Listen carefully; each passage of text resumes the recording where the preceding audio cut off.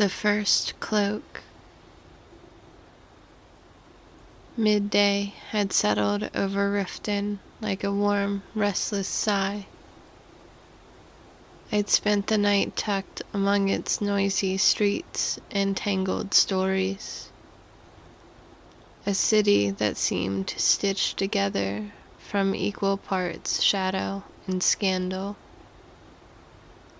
The smell of fish clung to everything, sharp at first, then strangely familiar, as though the scent itself had lived here longer than anyone. By the time I slipped through the city gates, journal tucked securely beneath my arm, my pulse thrummed with anticipation. I wasn't sure what today would bring, only that I wanted to remember every piece of it. My mind had a habit of letting details slip like water through a sieve. Notes were safer than trust. The path to old Misfield Manor felt quieter today, as though the world held its breath the closer I drew. And still, it amazed me how such a towering, imposing structure could sit so close to Riften without earning so much as a curious glance. As if the manor wrapped itself in secrecy the way I may, someday, wrap myself in shadow. I stepped through the gate and into the courtyard, feeling again that uncanny hush, as though the air here listened. I wondered, not for the first time, what the shadows would teach me today. I heard Thalanor before I saw him. The soft crunch of gravel from the stable archway. When he stepped into view, another Mer walked beside him, tall and sure of himself, moving with the easy stride of someone who never needed to second-guess a single step in his life. Tyrell, Thalanor said as they approached. This is Saren. You will be studying together. Tyrell dipped his head, a quick grin touching his mouth.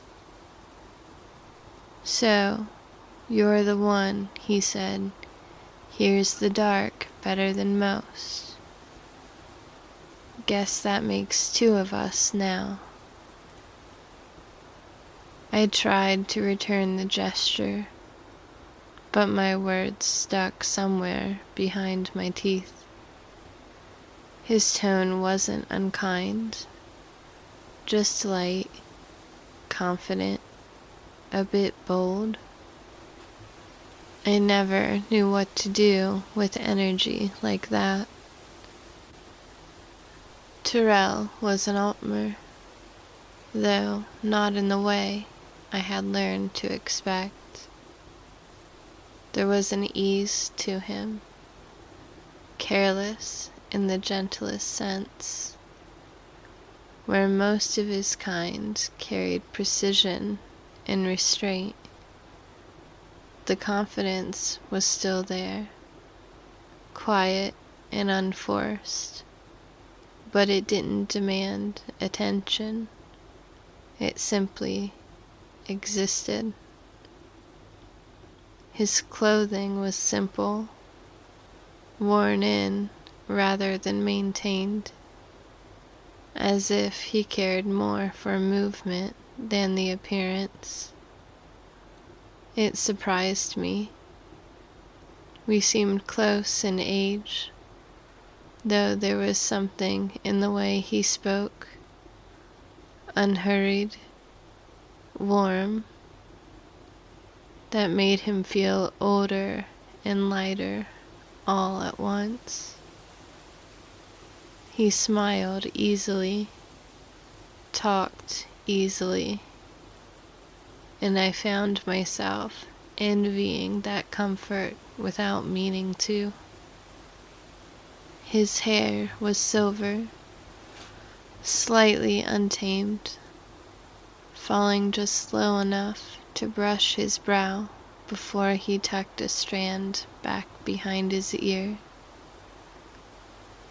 His ears were unremarkable for an Altmer, neither too sharp nor pronounced, resting close to his head, as though even they had chosen subtlety. Only then did I notice the inferno staff strapped across his back. Dark wood etched with faint runes, its presence muted but unmistakable. It didn't feel like a threat, more like a familiar weight he'd learned to carry without letting it shape him. There was an energy about him I couldn't quite name. Not loud, not demanding, just present.